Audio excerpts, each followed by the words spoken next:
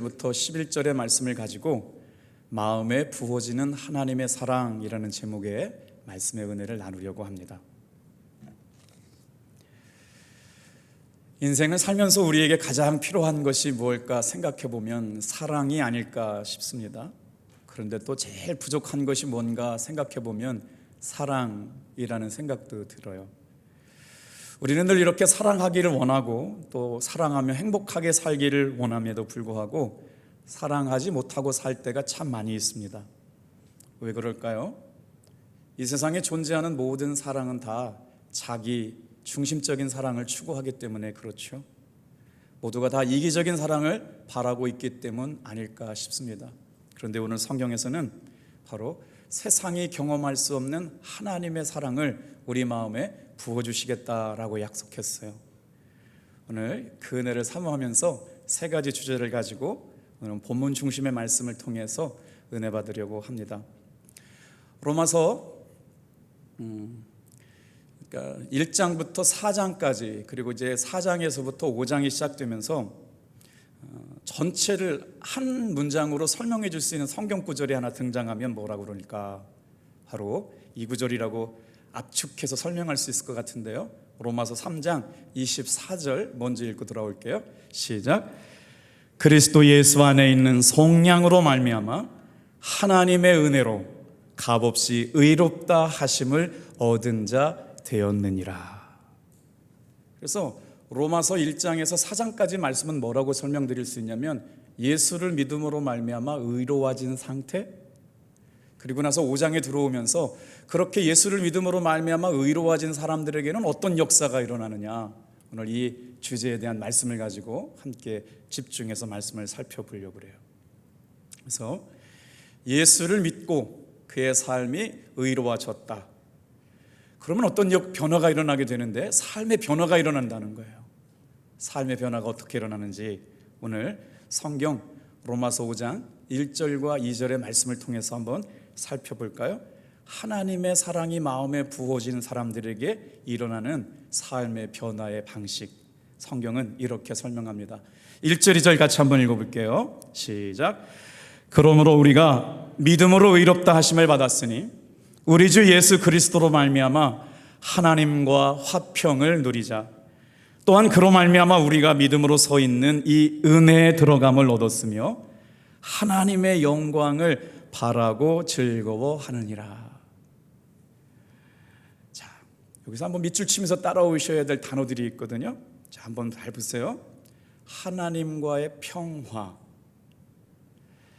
하나님이 우리 마음에 사랑으로 찾아오시면 우리의 삶에 일어나는 변화들이 있는데 하나님과의 평화를 경험하며 살아가게 된다. 자, 두 번째 1절 2절을 잘 보시면서 한번 표현해 보세요. 그랬더니 하나님과 나와의 평화가 이루어지고 나니까 어떻게 됐어요?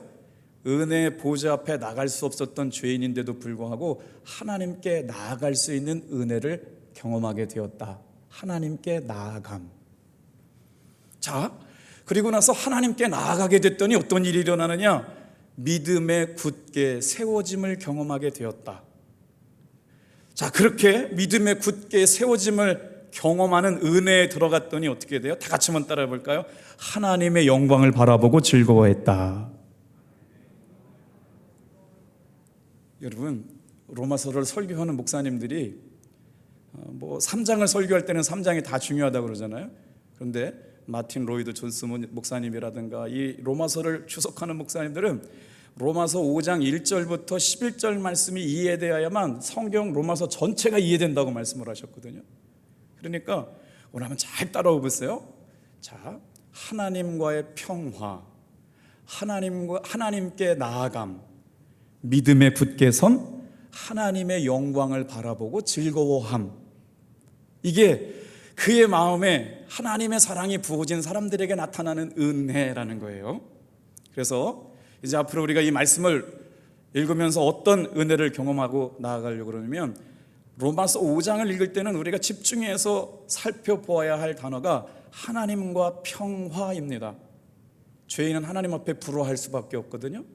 그런데 하나님의 은혜를 경험한 사람들은 어떻게 되느냐? 하나님과 화평하고 평화하는 자리에 나가게 돼 있어요. 그래서 6장은요, 그래서 하나님과 화평을 누린 사람들이 어떻게 돼요? 믿음으로 말미암아 의롭게 되었더니 예수님과의 영적인 연합이 이루어지는 것, 그게 바로 로마서 6장에 예수님과의 영적인 연합에 관한 말씀이 로마서 6장이에요. 예수님과 영적으로 연합이 일어나니까 어떻게 되느냐? 죄로부터, 율법으로부터 자유하게 되었다. 이게 지금 사도 바울이 은혜를 경험하고 하나님 앞에 평화를 누리고 하나님께 나아가고 믿음에 굳게 서서 하나님이 하시는 일을 바라보고 즐거움과 영광 가운데 우리의 삶이 어떻게 변화되는지를 지금 말씀으로 이렇게 증거하고 있거든요. 그리고 나서 이제 로마서 8장에 가니까 성령 안에서의 삶이 시작되었다. 이게 이제 이 일은 예수를 믿음으로 말미암아 반드시 우리에게 일어나는 일일 뿐만 아니라 순서적으로 일어난다, 이렇게 말씀하고 있어요. 한 사람이 교회를 나와서 믿음으로 변화되는 것은 한순간에 일어나는 게 아니라 과정을 통해서 점진적으로 바로 믿음의 자녀가 된 다음에 이런 역사가 일어나는데, 오늘 하나님의 은혜와 사랑이 우리 마음에 풍성하게 부어짐으로 말미암아 이런 놀라운 은혜를 경험하는 신앙생활 되기를 주님의 이름으로 축복합니다.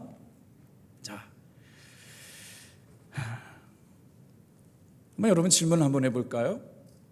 나는 하나님의 사랑을 받고 살아가는 사람이라고 하는 걸 증명하는 게 어려울까요? 아니면 내 속에 넘쳐나는 하나님의 사랑이 그냥 흘러나오는 걸 보여주는 게 쉬울까요? 질문이 너무 어려웠나요? 나는 하나님의 사람입니다, 나를 증명하려고 하는 일보다 내가 오늘 삶에서 하나님의 사랑을 받고 사는 사람입니다 라고 하는 것을 흘려보내는 게 더 자연스러울까요? 우리가 나는 이런 사람입니다, 내가 이런 사람입니다 자꾸 드러내려고 하는 건 뭐냐면 바로 자기가 뭔가를 율법적으로 사랑받는 것을 힘쓰고 애써서 증명해 보려고 하는 신앙은 참 어려운데요, 그냥 하나님의 은혜 아래에 있는 거예요. 우리의 삶이 그냥 하나님의 은혜 아래에 있어서 모든 것이 다 주님의 은혜라고 고백되어지고 표현되어지는 삶 안에 있다는 것, 이거를 사도 바울은 율법주의 신앙과 은혜 아래에 있는 신앙이 다르다라고 말씀하고 있는 거예요. 뭔가를 내가 열심히 해가지고 내가 하나님의 은혜와 사랑 가운데 있는 사람이라고 얘기하지 않아도 정말 풍성한 하나님의 은혜와 사랑 가운데 그 은혜를 누리며 살아갈 수 있게 되기를 주님의 이름으로 축복합니다. 그래서 어떻게 고백을 해요? 때로는 실패했어도, 때로는 어려운 일을 당해도, 때로는 눈물을 나는 일이 있어도 다 같이 한번 따라합시다. 나는 하나님의 사랑하신 사람이다.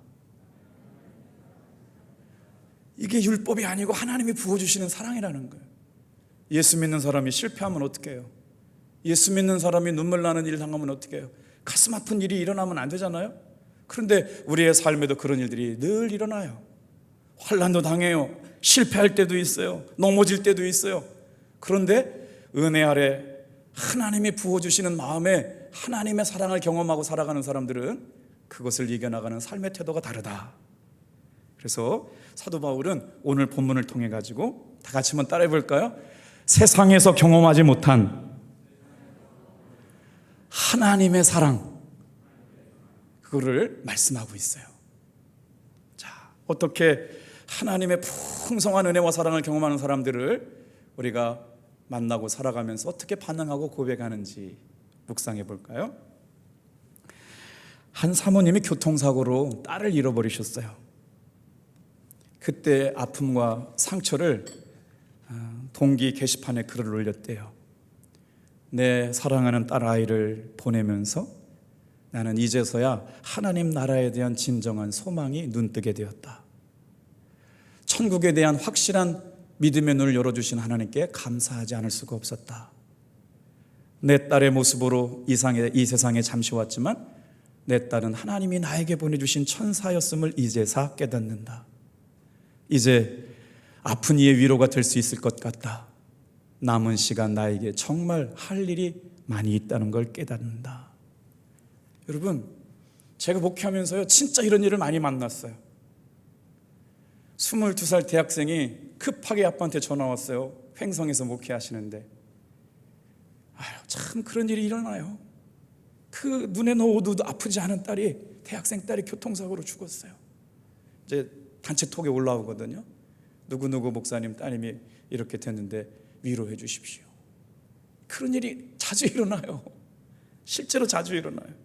그런데 그 딸이 교통사고로 죽는 아픔을 당했는데 오히려 그 일로 인하여 하늘의 소망이 분명해졌다고 고백하는 사모님 고백. 이제서야 진정으로 하나님을 예배하며 살아가는 믿음의 딸이 되게 하신 것을 감사한다. 이 글을 보고 미국에서 목회하시는 다른 동기 목사님이 답글을 달았대요. 이 목사님도 오래전에 똑같이 사랑하는 딸을 천국에 보낸 경험이 있는 목사님이 답글을 달았어요. 너의 글을 읽고 나의 마음이 왜 이렇게 찢어지는지 알 수가 없다. 남몰래 흐르는 눈물 속에 너의 눈물이 보였기 때문에 너의 눈물이 나의 심장 속에 고인 듯하다. 나에게도 그 일이 있고 난 뒤에 꼭 1년 반 뒤에 있었던 일이지. 새벽 기도 시간에 갑자기 죽은 딸이 생각나서 한없이 울어보았다. 그날은 종일 울었고 그날은 그 주간은 매일 울었다. 그래서 하나님께 질문했다. 주님, 어떻게 합니까? 주님께서 음성으로 찾아오셨대요. 승호야, 괴롭지? 잊혀지지 않지? 예, 하나님. 이제 내 마음을 좀 알겠니? 주님, 무슨 뜻입니까? 나도 십자가에서 나의 사랑하는 아들을 잃었단다.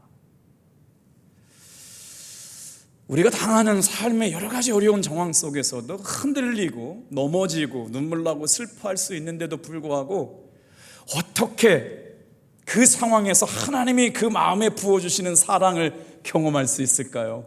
여러분, 하나님이 살아 계시기 때문인 줄로 믿습니다. 그렇다고 해서 다 이해하지는 못하겠지만 그럼에도 불구하고 목사님들 사이에서도 이런 은혜들이 있었고 제가 목회하면서 봤던 상황에도 이런 일이 참 많았어요. 다 설명할 수 없지만 이 밤에 주님이 위로해 주시는, 하나님이 우리 마음에 부어주시는 그 사랑의 마음으로 넉넉히 이겨나가시길 주님의 이름으로 축복합니다. 영국의 유명한 웨스트민스터 교회를 담임하시면서 로마서 주석을 썼던 로이드 존스 박사님이 쓴 이 로마서 주석이 굉장히 유명한데, 세상에 로마서 5장 1절부터 11절을 목회하면서 몇 번 설교했나 봤더니 세상에 26번 설교했어요. 이게 쉽지 않아요? 이게 쉽지 않잖아요. 로마서만 설교 이 본문을 5장 1절부터 11절을 목회하시면서 26번 설교를 했대요. 지난 시간에 제가 주일날 낮설교 때도 이 본문 가지고 설교를 했거든요. 여러분 오늘 말씀을 들어보세요. 지난 주일날하고 똑같지 않아요? 아마 그럴 것 같아요. 얼마나 이 말씀을 사모하고 중요하게 여겼든지 정말 로마서 전체를 이해하기 위해서는 로마서 5장 1절부터 11절 말씀을 이해해야 된다. 그래서 오늘 이 본문의 말씀을 가지고 세 가지를 묵상해보고 살펴보고 은혜를 나누려고 그래요. 첫 번째 한번 다 같이 한번 따라해 볼까요? 하나님이 우리 마음에 부어주시는 사랑이 어떻게 되었느냐? 우리 1절이에요. 한번 그 말씀을 우리가 따라 읽어주셨으면 좋겠어요. 다 같이 한번 따라해 볼까요? 하나님과 평화를 누리게 되었다. 죄인 되었을 때 예수를 믿음으로 말미암아 의롭게 된 우리에게 하나님이 부어주시는 사랑이 뭐냐? 하나님과 화평하게 되었다, 평화를 누리게 되었다라고 말씀하고 있어요. 자, 그러면 1절을 잘 살펴보세요. 우리가 믿음으로 의롭다 하심을 받았으니 그 결과로 말미암아 하나님과 화평을 누리자. 자, 여기서 질문이 생겨났어요. 은혜는 어떻게 받는 걸까요? 성취해서 받는 걸까요? 아니면 주시는 걸 거저 받는 걸까요? 이렇게 단어들을 보다가 여러분 혹시라도 영어 성경을 같이 보시게 되면요, 성경의 해석이 풍성해져요. 제가 한번 설명해 드릴까 봐요. 은혜는 내가 뭐를 성취해서 받는 게 아니에요. 영어 단어가 achieve라고 하는 단어를 안 쓰고요, 은혜는 receive 하는 거라고 써 있어요. 내가 은혜를 받기 위해서 노력하거나 힘쓰거나 애쓸 때 주시는 게 아니라고 하는 거예요. 은혜는 하나님이 주시는 걸 받는 거예요. 이 시간 여러분 예배 시간에 하나님의 말씀이 여러분 은혜로 받아지는 시간 되길 축복합니다. 그래서 은혜를 막 내가 노력해서 이룰 수 없어요. 이루는 게 아니에요. 은혜는요, 하나님께서 부어주시는 걸 받는 거예요. 이 저녁 시간이 마찬가지예요. 그러니까 받으려고 하는 사람은 어떻게 받아요? 사모함이 있을 때 주시는 거예요. 제가 어린 시절에 감나무 밑에 서봤다고 말씀을 드렸나요? 우리 동네에 장로님, 김장로님 댁에 아주 큰 한 20-30m 되는 큰 아름드리 감나무가 있었거든요. 저희 어머니도 홍시를 되게 좋아하셔가지고요, 새벽기도 끝나고 감나무 밑에 가지고 감이 떨어질 때까지 입 벌리고 있었던 때가 있었어요. 언제 떨어져요?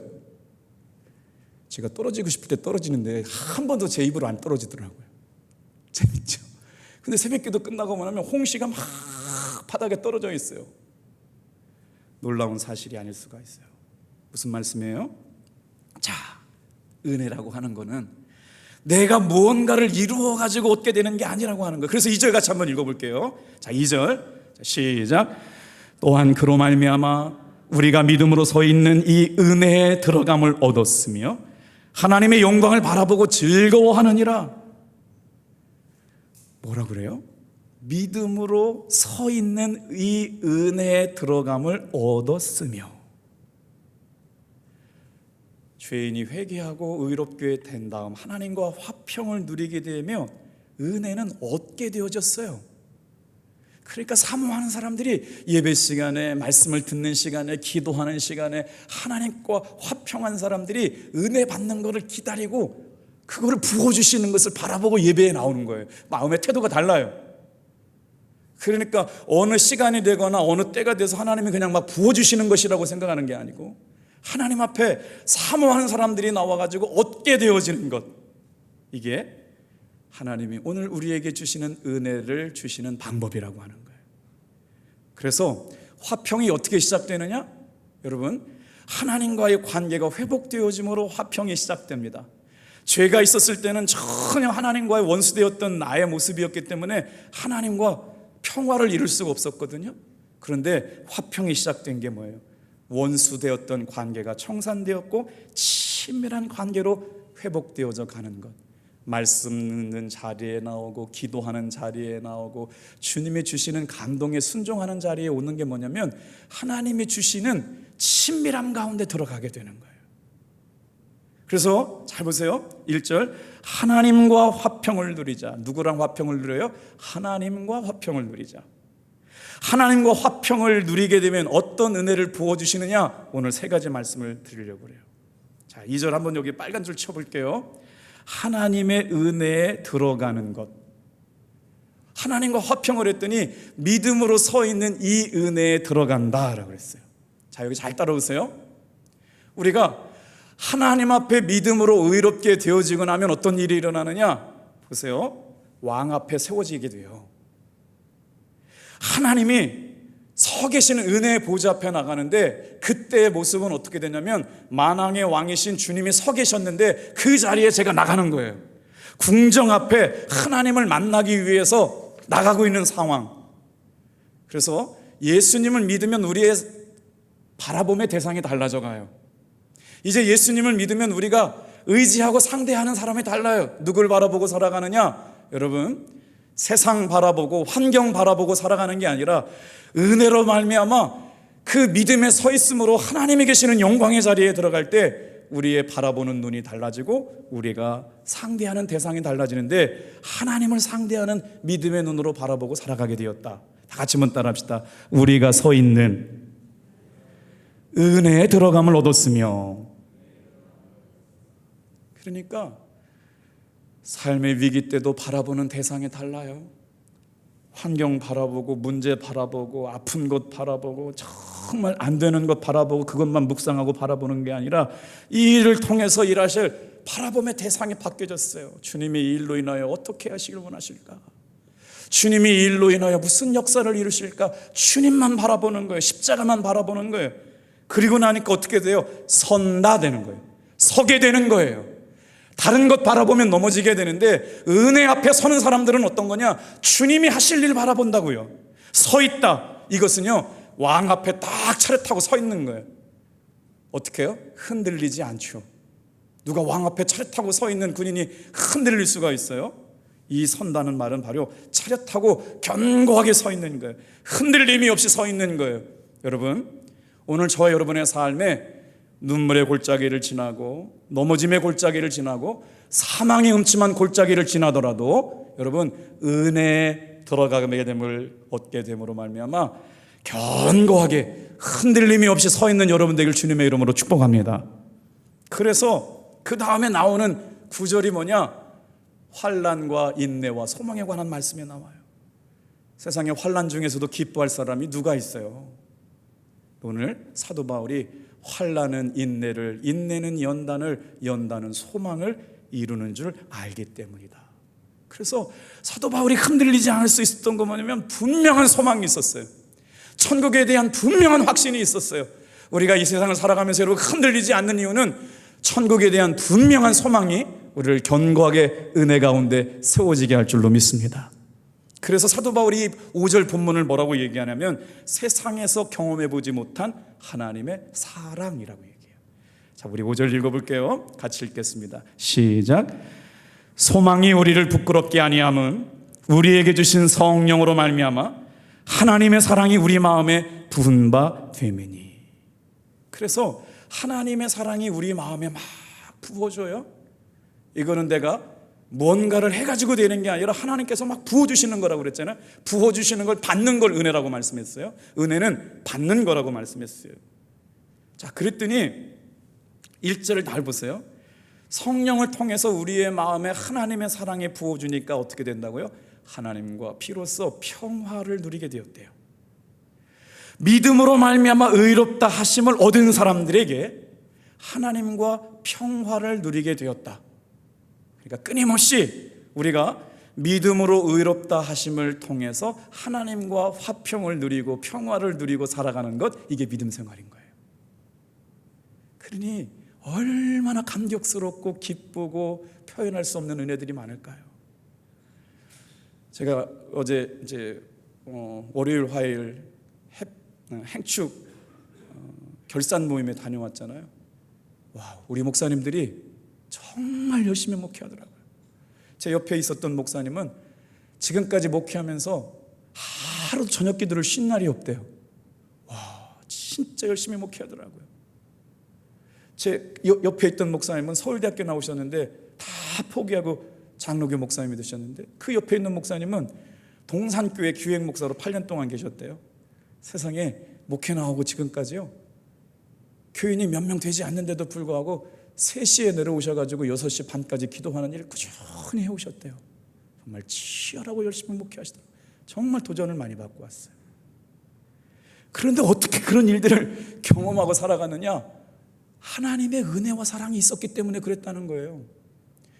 누구도 부인할 수 없는 하나님의 은혜와 사랑을 그냥 사는 날 동안 순종하고 살고 싶은 마음이 부어진 바 되어서 우리에게 주신 성령으로 말미암아 소망이 부끄럽지 아니하면, 다 같이 한번 따라합시다. 하나님의 사랑이 우리 마음에 부은 바 됨이니. 제가 실제적으로 그런지 한번 며칠 전에 컵에다가 드립을 해가지고 진한 커피를 컵잔에다가 이렇게 한 3바울 정도 됐더니요, 이 컵이 다 이렇게 연한 브라운 색깔로 변했어요. 그래가지고 이게 깨끗한 물이 계속 부어지면 물컵 안에 있는 그 커피 색깔이 없어지는지 해봤더니까요, 실제적으로 계속 깨끗한 물이 들어가니까 원래 물 상태로 바뀌어지더라고요. 오늘 우리가 왜 흔들리고 왜 의심하고 왜 두렵느냐?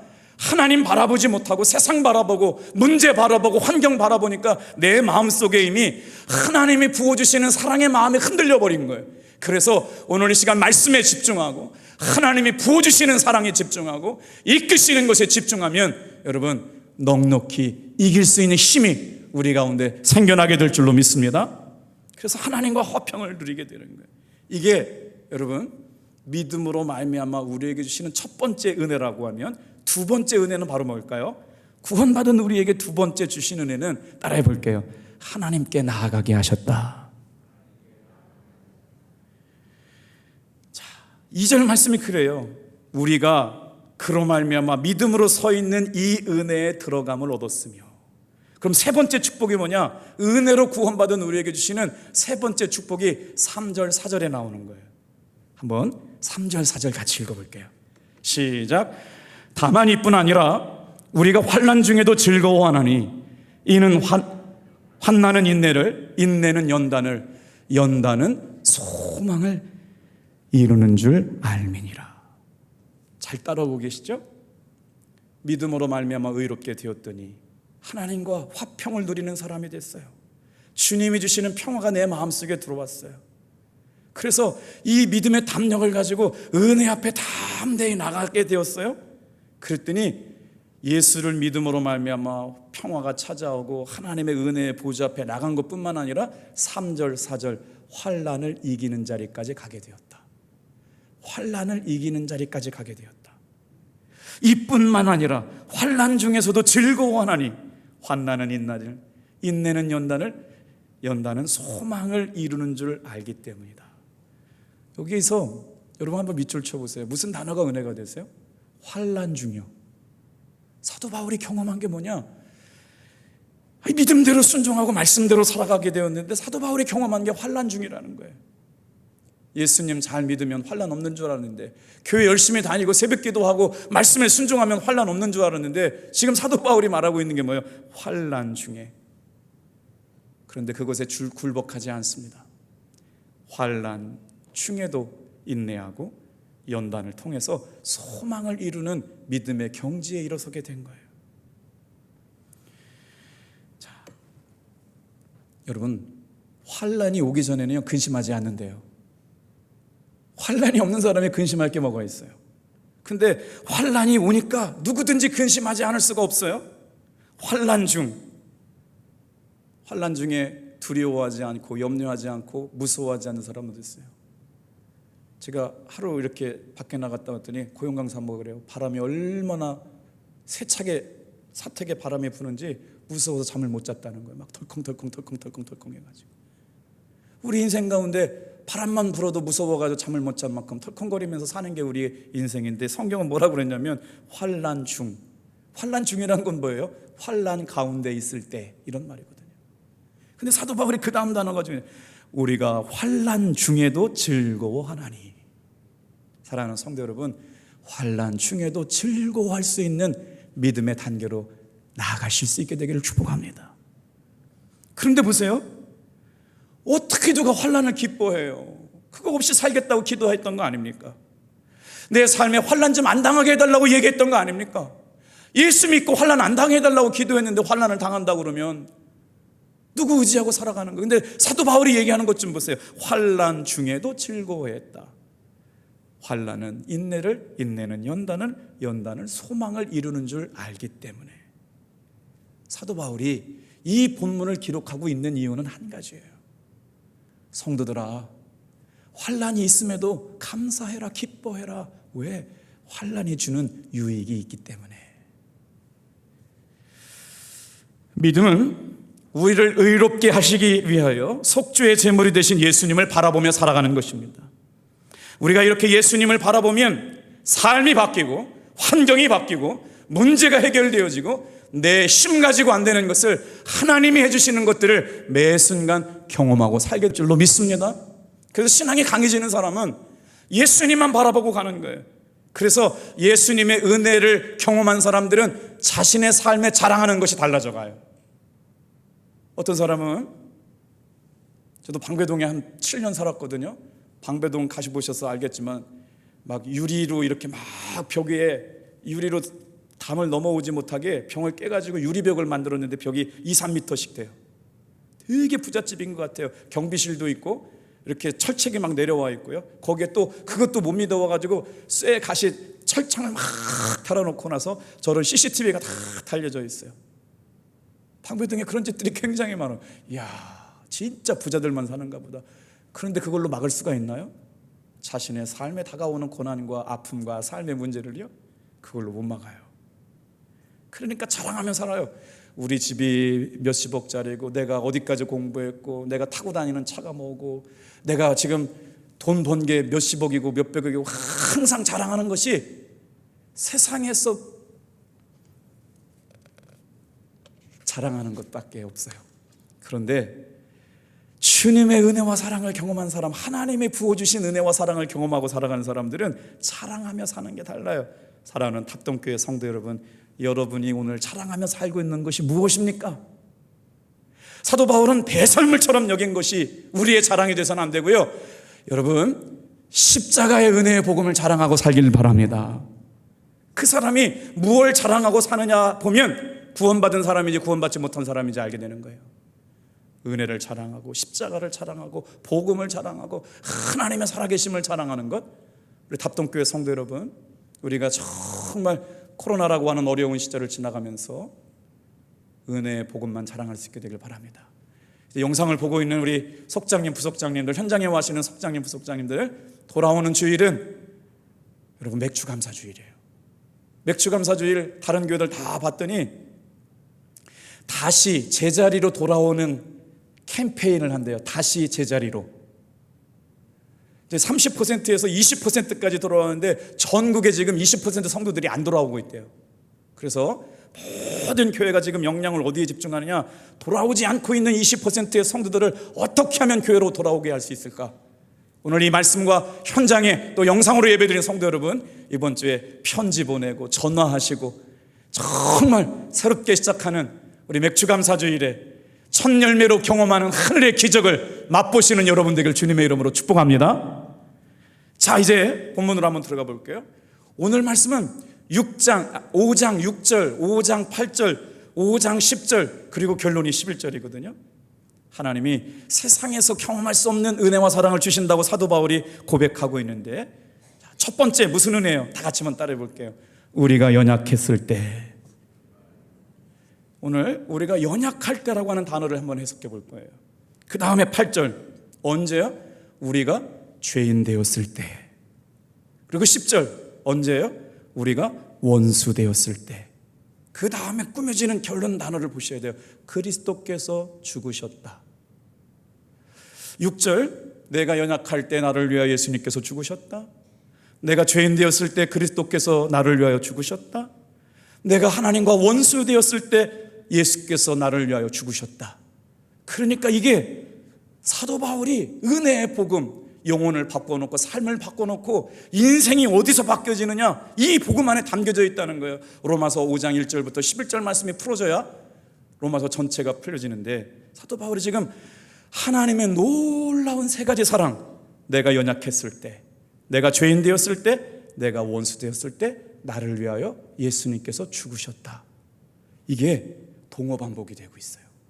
자, 그러면 우리가 연약했다라고 하는 상태를 한번 설명해 볼게요. 이 연약했던 상태, 그때 예수님이 나를 위하여 죽으셨는데 내가 지금 어느 상태에 있느냐? 연약한 상태에 머물러 있을 때 나를 위하여 예수님께서 십자가에 죽으셨다. 이걸 믿는 것을 통하여 하나님의 사랑이 부음받는 거예요. 연약한 상태는 뭐냐면 타락한 세상에서 양심이 부패한 대로 따라가는 거예요. 죄성을 가진 인간이기 때문에 얼마나 실수를 잘하는지 몰라요. 아주 작은 유혹에도 넘어져요. 그리고 나서 얼마나 죄에 빠지기 쉬운가를 보여주는 거예요. 이유가 있다고 그래요. 사도 바울은 뭐라고 말하느냐, 우리의 본성 자체가 죄인이기 때문에 그렇다는 거예요. 그러니까 작은 유혹만 있어도 죄 짓는 게 너무 쉬운 거예요. 죄성이 있기 때문에 유혹에 넘어가는 게 너무 쉬운 거예요. 여러분, 우리나라가 이런 나라였어요? 들어보세요. 이거 방송에 나가도 참 부끄러운데, 청춘 남녀 젊은 부부들이 스와풍이라고 하는 건 뭐냐면 성적 파트너를 자기 마음대로 이렇게 골라가지고 하는 건데 가입된 회원수가 10,000명이래요. 세상에 그거를 경찰에 신고해가지고 출동했더니 그 모임에 참석한 30만 원을 내고 그런 일을 하는 사람들은 다 훈방 조치됐대요. 자유의사에 참여했기 때문에. 그거를 모임을 주선한 사람들만 구속됐다고 그래요. 근데 그 모임의 회원수가 10,000명이래요. 우리는 늘 죄질 수밖에 없는 환경에 노출되어 있고 죄성이 있기 때문에 유혹에 빠질 수밖에 없어요. 선한 일을 행하는 것보다 죄 짓는 게 너무나 쉬운 상태에 놓여 있을 때 사도 바울은 뭐라고 그래요? 우리가 아직 연약할 때, 악에 물드는 게 쉽고 죄의 유혹에 넘어가기 쉽고 날마다 흔들릴 때, 그때 늘 실수를 반복하고 지은 죄를 또 지으면서 마음 아파하고 이렇게 살면 안 되는데 라고 반복하며 후회하는 우리들의 그때, 연약할 때 예수께서 나를 위하여 십자가에서 죽으셨다. 그러니까 여러분, 나는 날마다 죄질 수밖에 없는 사람이야, 나는 죄를 이기지 못하는 악한 인간이야 라고 생각하지 말고 그 넘어졌을 때 예수님 바라보게 되길 축복합니다. 이게 바로 연약할 때 십자가에서 나를 위하여 예수님이 죽으셨다라는 믿음을 고백하게 될 때 하나님의 사랑이 부음받는 거예요. 자, 또 한번 가볼게요. 언제 예수님께서 세상에서 경험하지 못한 사랑을 우리에게 부어주느냐? 따라해 볼게요. 아직 죄인 되었을 때. 자, 연약할 때 하고요, 아직 죄인 되었을 때 상황을 한번 여러분 다시 설명해 볼게요. 죄인이라고 하는 건요, 근본적으로 하나님과 나와의 관계가 깨어진 상태가 죄인이에요. 은혜 보호자 앞에 나갈 수가 없어요. 왜? 하나님과의 관계가 깨어졌어요. 근데 이 말씀을 하고 있는 건 뭐냐면, 연약했을 때 예수님 바라보고, 죄로 인하여 관계가 깨어질 때 예수님 바라보면 예수님께서 나를 부어주시는 하나님의 사랑으로 말미암아 이기게 하신다는 거예요. 일어서게 하신다는 거예요. 살리신다는 거예요. 치유하신다는 거예요. 회복시켜 주실 줄로 믿습니다. 그래서 내가 죄인 되었을 때는, 이 8절에 죄인 되었을 때는 언제냐면, 죄를 짓고 싶지 않아요. 근데 어떻게 돼요? 죄가 꽉 차 있어요. 그래가지고 막 죄가 흘러가는 거예요.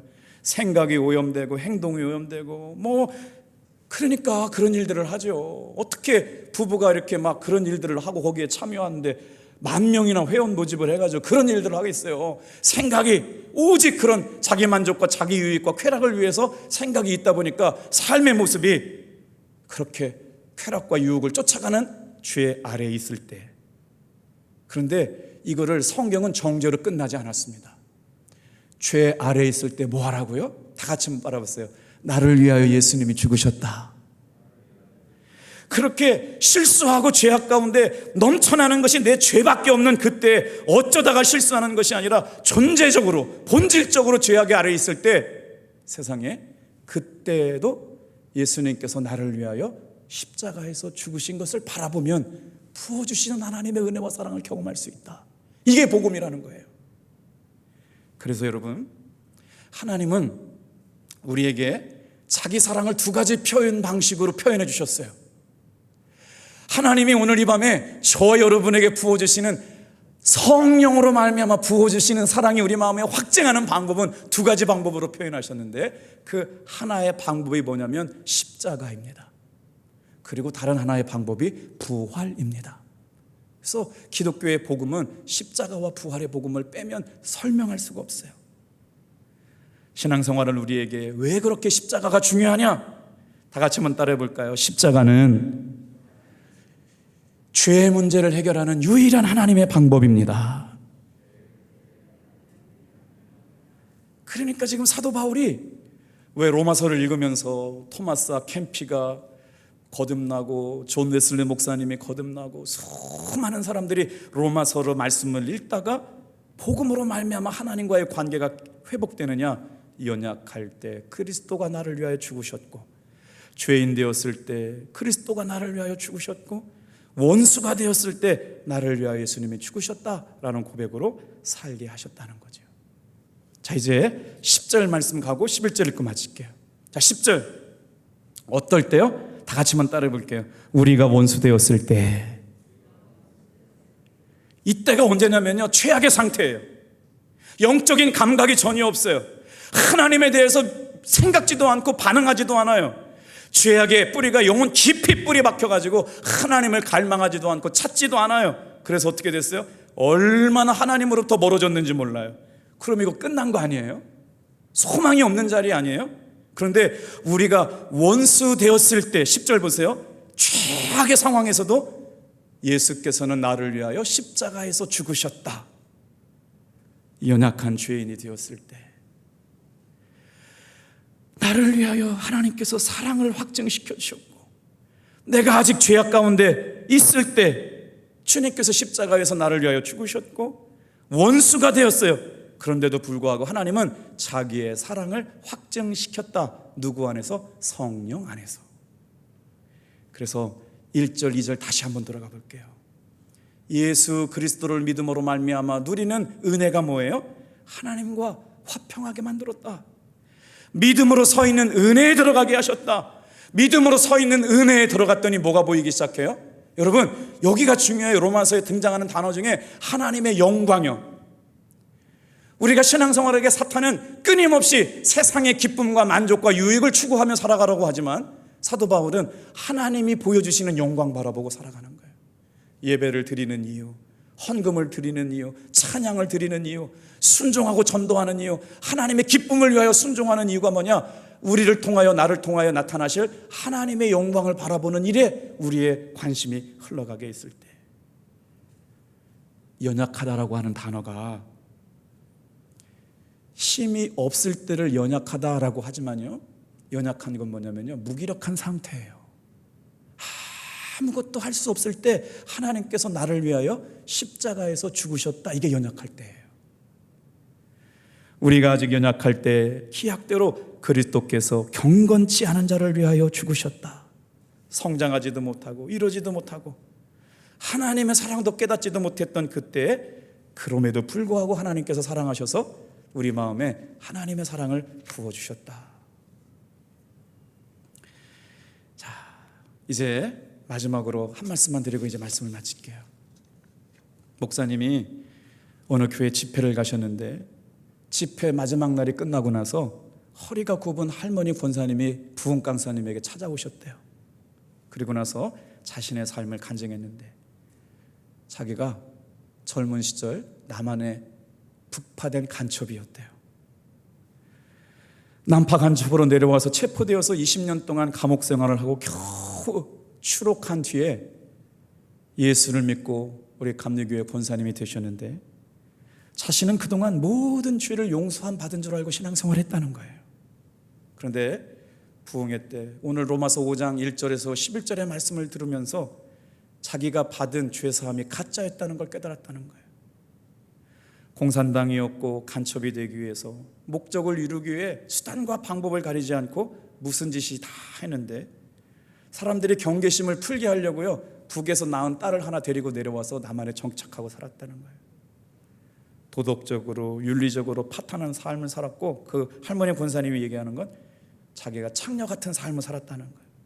너무나 수치스러워가지고 어떻게 살아야 될지 모를 때 누가 지나가는 사람이 예수님 믿으면 당신의 모든 죄가 용서함 받습니다 라고 하는 그 얘기 때문에 교회를 나와서 권사님이 되었는데, 이 복음이 자기에게 자유를 주지 못하고 그냥 교회를 다니면서 오랜 시간 권사님을 했다는 거예요. 그런데 오늘 다시 한번 로마서 5장 1절에서 11절 말씀을 보니까 누군가 자기에게 예수님을 믿으면 모든 죄가 용서함 받는다고 하는 것이 믿어지기 시작했다는 거예요.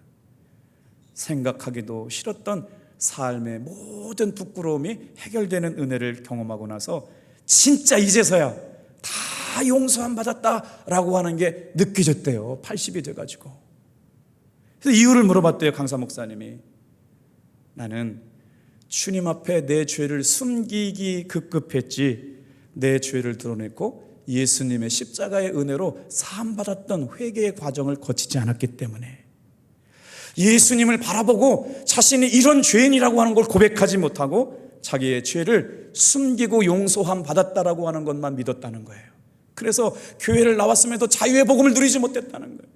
그 수치심과 죄책감이 자기를 평생 괴롭게 했는데, 제가 이제야 얼마나 자신이 하나님 앞에 죄인이었는지 철두철미하게 진정한 회개를 누리고 나서 이제서야 은혜의 복음을 누리는 사람이 되었다. 그리고 한마디 했다는 거예요. 죄는 너무나 무섭습니다. 죄는 용서받지만 흔적은 남습니다. 절대로 죄를 짓지 마시고 살아가시는 성도님 되길 바랍니다.